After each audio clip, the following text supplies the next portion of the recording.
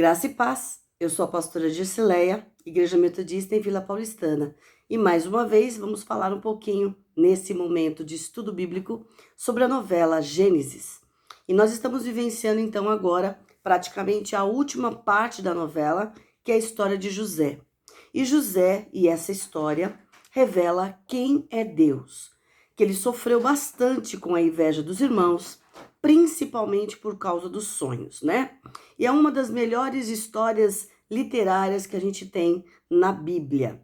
Começa a partir de Gênesis 37 e fala que José tinha 17 anos. A Bíblia diz que ele era o mais amado, mas a novela mostra que Jacó, ele gostava muito do seu filho mais velho, que era o Rúben, né? Até ele o decepcionar. A família era próspera, a gente vê isso, passa por um período de adversidade e desintegração com as questões que aconteceram com Diná, mas a gente percebe que depois que eles mudaram e foram para um outro lugar, começa então uma restauração, voltando de novo à prosperidade, e todos os irmãos trabalhando junto, né? Trabalhando com afinco. E José era sincero demais, e ele contava as coisas que os irmãos faziam para o seu pai. Claro, ele não mentia, não era esse o costume, e por isso seus irmãos se ofenderam muito e ficaram também muito bravos. Então tinha a questão dessa, vamos dizer assim, dessa delatação, né? Que ele contava, que ele falava, e tinha a questão dos sonhos. Na Bíblia, a gente não pode esquecer, então, falando e lembrando que ela fala do amor de José, né? O amor que Jacó tem por José. E aí a gente percebe que na novela ele faz uma túnica para dar para o seu filho primogênito, porque a túnica ia significar um momento precioso de que o filho mais velho seria o herdeiro de tudo. E essa túnica era valiosíssima, era lindíssima, né? E isso também causou um problema, porque quando Jacó se decepciona com Rúben, ele entrega para José a túnica e ele então revela, né, a todos que José será o herdeiro de todas as coisas. Ele será o primogênito escolhido pelo pai, né? Causando mais uma vez a ira dos irmãos. José tirou tudo de você, Rúben, eles falam isso. E o pai, aparentemente, ama mais José do que a todos os outros irmãos. Muito bem. E aí então vem a questão do sonho. O sonho no mundo antigo e até hoje mostra uma forma de enxergar alguma coisa, só que dormindo, né? Eram identificados como revelações divinas.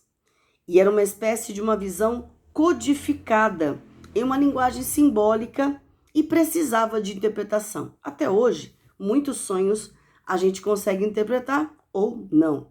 Quem interpretava tinha grande poder nesse mundo antigo, né? E José, além de sonhar, também conseguia interpretar, né? Porque Deus é quem dava esse dom para ele, que o capacitava a fazer esse entendimento, a ter esse entendimento.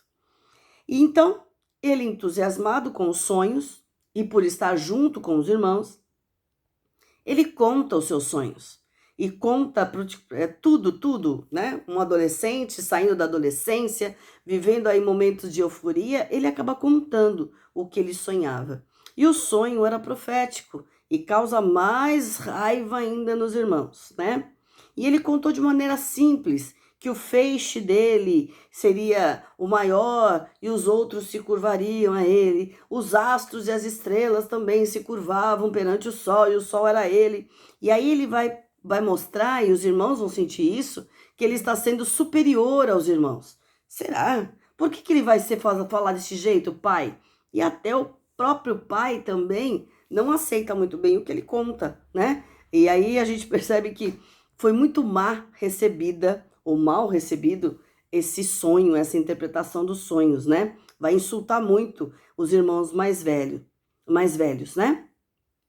E aí a gente percebe então que, de certa forma, tudo que José representava incomodava muito os irmãos. José não era o filho mais velho, José não era o filho mais forte, José não era o filho que estava acostumado a trabalhar no campo.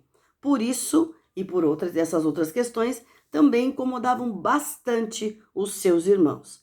Seus irmãos, então, invejavam José. E o pai guardava tudo isso no seu coração. Tudo que ia acontecendo, tudo que eles iam fazendo, ele ia guardando no seu coração. E aí, a gente percebe na novela e também na palavra de Deus, que eles queriam matá-lo. E aí decidiram jogá-lo num poço. Então, ao invés de matar, porque Rubem não queria que houvesse a morte. Ele falou assim, não, vamos machucar, vamos dar um coça nele, vamos fazer ele aprender de alguma forma, mas ele ninguém mata ele, ninguém coloca a mão nele, porque Rubem sabia que ele, como filho mais velho, ia ter que se reportar ao pai. O que ele ia contar para o pai? Nós matamos o nosso irmão? Ia ser muito pior.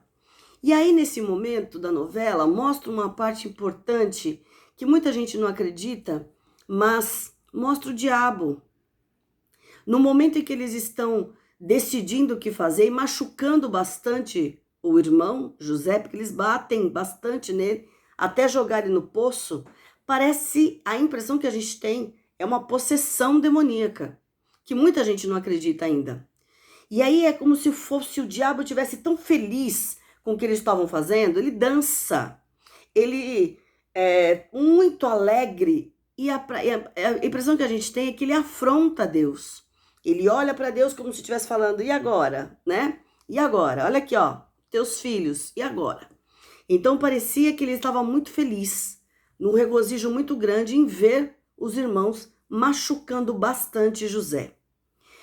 Rubem não estava presente nesse momento, ele está fora, ele não queria que matasse o irmão, mas quando ele chega e descobre tudo isso, ele fica muito mais bravo. O que vocês fizeram? E aí eles falam, em vez de matar, vamos vender o meu irmão?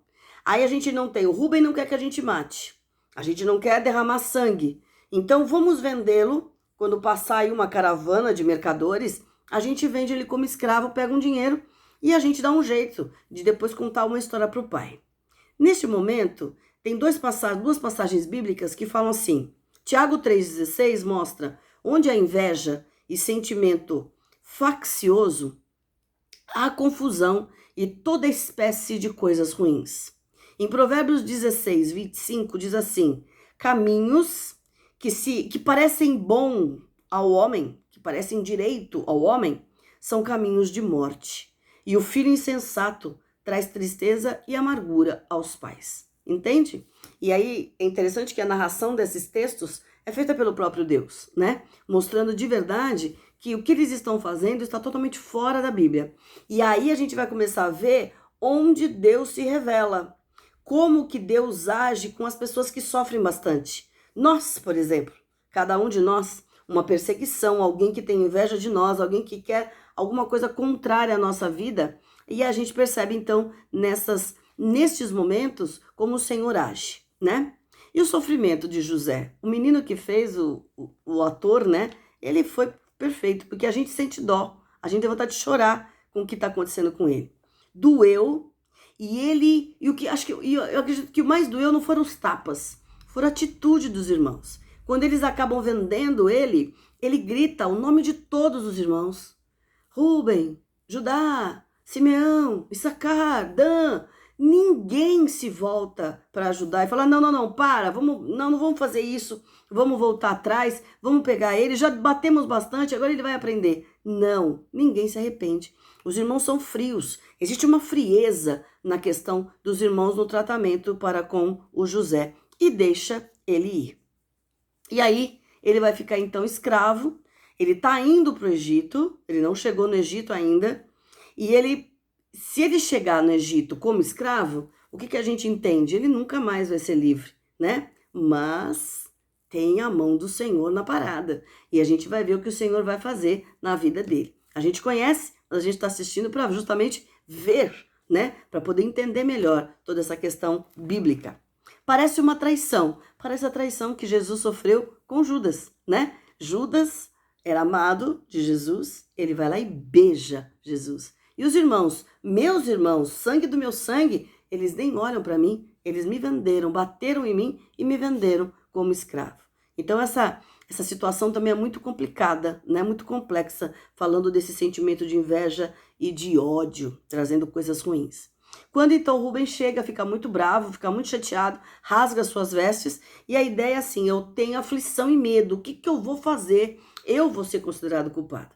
E aí então eles têm a ideia de manchar a túnica com sangue, de enganar o pai, para poder tentar ficar livre de toda a responsabilidade. Não fomos nós que fizemos nada com José. José foi morto por algum bicho, né? E aí o pai fica muito chateado e ele fica tão amargurado que ele some. Inclusive, nesses dias da novela, ele sumiu, ele desapareceu, porque a angústia dele, a tristeza dele é tão grande que ele fica um tempo afastado de todos, e todos se preocupando, onde está o pai, onde está o pai, e ele está sumido mesmo, nesse momento, sofrendo a sua dor e a sua angústia. E, enquanto isso, José, ele está sendo escravo, está levado lá preso, ele não consegue trabalhar na pedreira, porque ele não tem essa habilidade de trabalhar na pedreira, mas ele vai passar por momentos que, de certa forma, ele está provando que ele acredita num Deus só, que ele acredita num Deus que age por ele, e todo o sofrimento que ele está passando ali, o Senhor vai recompensá-lo, lógico. Até chegar no Egito, ele ainda vai sofrer um pouquinho mais. E aí a gente vai ver que, neste meio do caminho, José salva um dos moços que estão presos lá, fazem um acordo de lealdade, sofrem um atentado, e ele fala assim: José, seu Deus está te ouvindo, vamos fugir. E eles não conseguem fugir, acabam presos novamente. Mas José continua mostrando que ele acreditava em um Deus único, no Deus do seu avô, no Deus do seu pai. E isso vai fazer toda a diferença, porque vai ser testemunha de um Deus que não existe, que é invisível para todo mundo, porque para eles tem que ter uma forma humana, ou então adorar alguma coisa. Para eles o Deus não existe, é invisível, e ele vai ajudar como, né? E nós vamos ver que Deus ajuda, porque ele é Deus invisível mesmo, mas ele age com poder e com autoridade.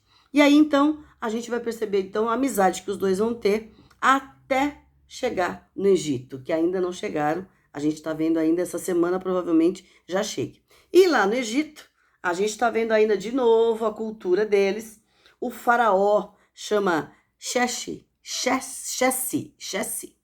Ele vai assumir o cargo de faraó. Então eles estão fazendo uma festa. E é interessante que eles já vão mostrando essa história, porque a gente percebe que faraó, ele é um governante justo e ele é muito humano. Ele olha para essas questões. Ele não é aquele sanguinário, ditador e mau, né? E aí a gente vê a festa, ele tá sofrendo um problema sério, esse faraó. Com a irmã dele, ele vai descobrir aí, eles vão acabar descobrindo quem é que tá tentando com a vida dele. Ele vai sofrer um atentado, e a gente percebeu isso ontem. Ele sofre um atentado, e a gente vai ver aí que ele tá cheio de enigmas em cima dele, né? E logo, logo, José chega na parada pra gente ver o que vai acontecer. Muito bem. E aí, toda essa cultura em volta do faraó, toda essa questão de sofrimento que José está passando, a gente está percebendo então que a história vai continuar. E que a gente aprenda isso. Estamos passando por dificuldade? Estamos passando por um momento difícil? Tem alguém que está acusando a gente? Tem alguém que está machucando a gente? Confia no Senhor. Acalma o teu coração e saiba que o Senhor é Deus e Ele está contigo. Ele pode ser invisível. Muitos podem não vê-lo, mas a gente sabe que Ele é Deus, Ele é Senhor e o seu poder é sobremaneira nas nossas vidas. E aí, nós vamos ver que o Senhor vai se revelar para todo mundo ver quem Ele é. Amém? Senhor, abençoa-nos. Muito obrigado por este momento e ensina-nos a continuar confiando em Ti, apesar de toda a dor, de todo o sofrimento pelo qual estejamos passando, toda injustiça, toda a questão de inveja que possamos estar passando, que o Senhor continue sendo o Deus da nossa vida e que a gente continue acreditando no Deus da nossa salvação. Continua conosco, abençoa-nos, abençoa nossa família, nossa casa, nosso trabalho, a nossa igreja, para que em tudo sejamos mais do que vencedores, em nome de Jesus. Amém. E a bênção do Deus Pai, Deus Filho, Deus Espírito Santo, seja contigo, te abençoe e te guarde, te encha de esperança, te renove a fé, derrame sobre você a sua graça e a sua maravilhosa paz, hoje e sempre. Amém. Que o Senhor te abençoe. Então, uma boa semana, vamos continuar assistindo, que até a semana que vem vai ter muita coisa boa acontecendo, tá bom? E a gente se vê, então, pra semana que vem. Um abraço, tchau!